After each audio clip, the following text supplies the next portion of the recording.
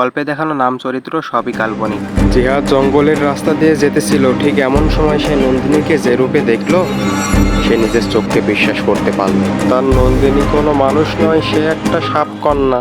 অনেক অনেক দিন আগের কথা। হাতিমপুর নামের এক গ্রামে একটা ছোট্ট কুড়েতে বসবাস করত জিহাদ এবং তার মা। তার বাবা কোনো কারণে মারা গিয়েছিল।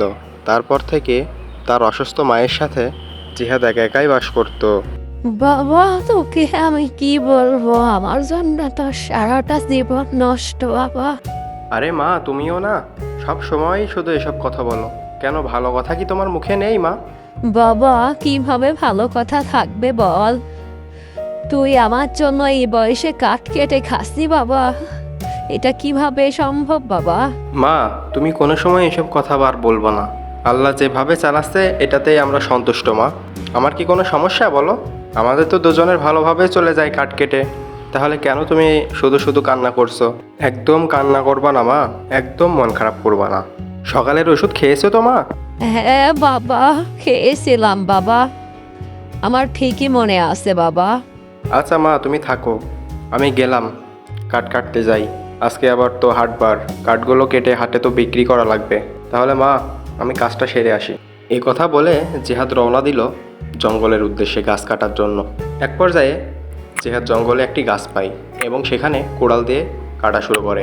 ঠিক এমন সময় সে একটা কান্নার আওয়াজ শুনতে পায়। তার মনে হয় সে কোনো মেয়ের আওয়াজ শুনছে। সে সাথে সাথে হাঁটতে শুরু করে এবং হাঁটতে হাঁটতে এক পর্যায়ে সে নদীর ধারে গিয়ে দেখতে পায় একটা মেয়ে বসে সেখানে কান্না করছে। সে মেয়েটির কাছে গিয়ে বলে, এই যে শুনছেন, এই ঘন জঙ্গলের ভিতরে আপনি এতটুকু মেয়ে এখানে কি করছেন? আমাকে কি বলা যাবে? এ কথা বলে জিহাদ মেয়েটির দিকে এগিয়ে গেল। মেয়েটির কাছাকাছি যাওয়া মাত্র এই মেয়েটি তাকে তার কাছে আসতে মানা করলো এবং বলতে থাকলো, আপনি কে? আপনি আমাকে কেন বিরক্ত করছেন?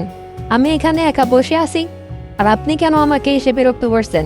কোথা থেকে আসলেন আপনি? যা বাবা, আমি আবার তোমাকে বিরক্ত করলাম কখন? তুমিই তো কান্না করছিলে, এজন্য আমি এখানে এসে দেখলাম তুমি বসে আছো, তাই তো তোমাকে জিজ্ঞেস করলাম। এই যে শুনুন, আমার না কাউকে প্রয়োজন নাই, আমি একা একাই জঙ্গলে থাকি। একা একা জঙ্গলে থাকো মানে? এই ঘন জঙ্গলে তুমি এতটুকু মেয়ে একা একা কিভাবে থাকো? তোমার নাম কি বলা যাবে? আচ্ছা লোক তো আপনি, আমাকে দেখলেন আর এখন জিজ্ঞাসাবাদ শুরু করে দিলেন। আচ্ছা আমারটা বলছি, তার আগে আপনি বলুন, আপনি এখানে কেন এসেছেন? আর বলো না, আমার ভাগ্য, আমি এই জঙ্গলে কাঠ কেটে খাই, এজন্যই এই জঙ্গলে আসা। এমা, আমাকে তো আপনি বাচ্চা মেয়ে বলছেন, আপনিও তো অনেক বাচ্চা দেখতে, তাহলে আপনি এখানে কাঠ কেটে খান? আমার মরণ দশা, কি বলবো, ভাগ্যে যা আছে তা তো করতেই হবে। আচ্ছা, আমার পরিচয় দিই, আমার নাম হলো জিহাদ। এই জঙ্গল পার হয়ে একটা ছোট্ট গ্রাম আছে, ওখানে আমাদের একটা ছোট্ট বাসা আছে, আমি আর আমার মা থাকি সেখানে। ও, তাহলে তো আপনাদের অনেক কষ্ট, সব শুনে যা বুঝলাম। আমার নাম নন্দিনী, আমি এখানেই থাকি, আমার বাসাও এই পাশেই। তাদের কথা মাত্রই শুরু আর প্রকৃতি যেন তাদের সাথে বিরোধ সৃষ্টি করলো। সাথে সাথে ঘন মেঘ উঠে আসলো, চারিদিকে ধোঁয়াশা হয়ে গেল এবং কিছুক্ষণ পরে বৃষ্টিও শুরু হলো। এই যে শুনছেন, আপনি যান এবার, আপনার বাসায় চলে যান, আপনি তো ভিজে যাবেন, আর ভিজে গেলে তো আর পরে কাঠ কাটতে আসতে পারবেন না। যান, এখন চলে যান। হ্যাঁ যাব, কিন্তু তুমি বাসায় যাবে না? তুমিও বাসায় যাও, চলো আমিও বাসায় চলে যাই। না না, আমি যেতে বলেছি আপনি যান, আপনি আমার আশা করেন না, আপনি চলে যান। নন্দিনীর এমন কথা শুনে জিহাদ সেখানে একটু আর দাঁড়ালো না, সে বাড়ির দিকে চলে গেল। বাসায় গিয়ে সে তার মাকে জঙ্গলে ঘটা সব ঘটনা খুলে বলল। বাবা, তুই ওকে আনতে পারলি না? ওরকম একটা মেয়েকে তুই জঙ্গলে ছেড়ে চলে এলি?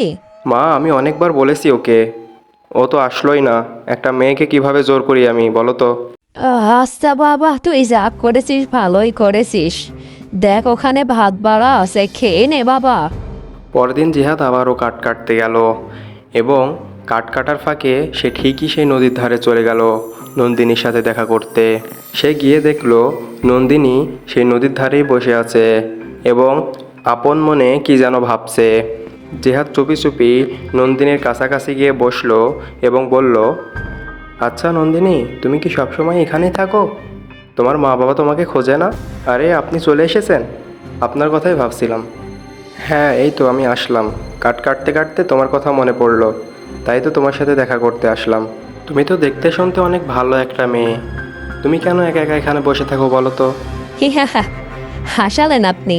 আমি আর ভালো। হ্যাঁ, অবশ্যই তুমি ভালো। তুমি অনেক সুন্দরী একটা মেয়ে, আর তোমার উচ্চতা আমার অনেক বেশি ভালো লাগে। আস্তে আস্তে তারা দুজনের ভালো লাগার কথা বলতে শুরু করে। সেদিন অনেক কথাই হয়েছিল। জিহাদ তো আগে থেকেই নন্দিনীকে অনেক পছন্দ করত, কিন্তু নন্দিনী করতো কি না সেটাই জিহাদের প্রশ্ন ছিল। তো সেদিনও বাসায় চলে গেল। সেদিন বিকেলে জিহাদ একটু ফাঁকা ছিল। সে ভাবলো এখনই নন্দিনীর সাথে দেখা করে আসি। যাওয়ার পথে সে নন্দিনীকে দেখতে পেল, এবং যা দেখলো জিহাদ একেবারে অবাক হয়ে গেল।